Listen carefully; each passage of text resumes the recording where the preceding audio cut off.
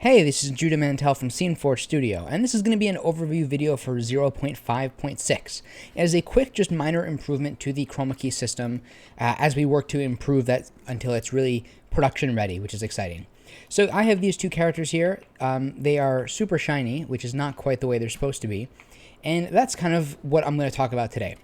So first and foremost, coming soon is a way to customize the materials of these imported objects. So for example, this starfighter and then these two characters.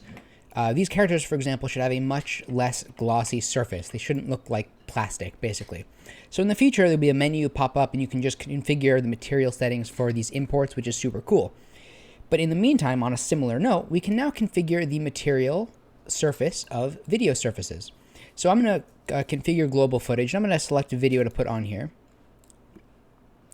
Now I'm going to choose a video that I got, it's actually in a demo on the website, of Rod Serling from Twilight Zone in front of a green screen. This was used like AI to key out the background. And you can see this is pretty good. I'm going to click Finished, and I'm going to activate the surface.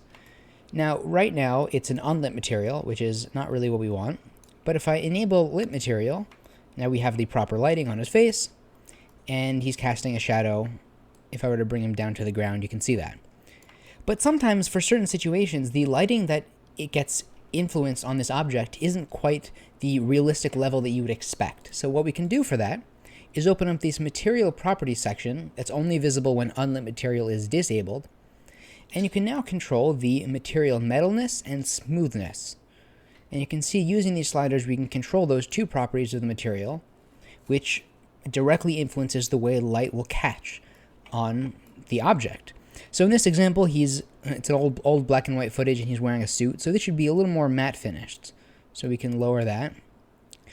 Now, of course, this is going to be highly dependent on the footage itself, but it just adds more configuration that we can use for seamlessly compositing footage into your scene. So it's all about matching this look with the rest of your scene. So if I switch this out for something a little more, I guess, up to date, we can go to, I'll do this lady on phone. You've seen this in previous demos. And I'm going to really quickly just select a new key color. And that's good for now. So when I activate the surface, we have now much more control over the way the light will reflect on her. So by default, it was previously much shinier, and now you can make it a little bit more of a matte finish, which is usually better and more like what we want. So there we have it. That's just a small minor improvement to this release. There are a couple other changes like that you might have seen, such as when you select a color, it'll revert all settings temporarily, so you can select it. That just makes it a little bit easier. And a couple other things also relating to the chroma key that are kind of just in the background. You won't really notice, but it'll just make working with it so much easier. And so with that, that is version 0.5.6. Thank you so much for watching. I will see you in the next video.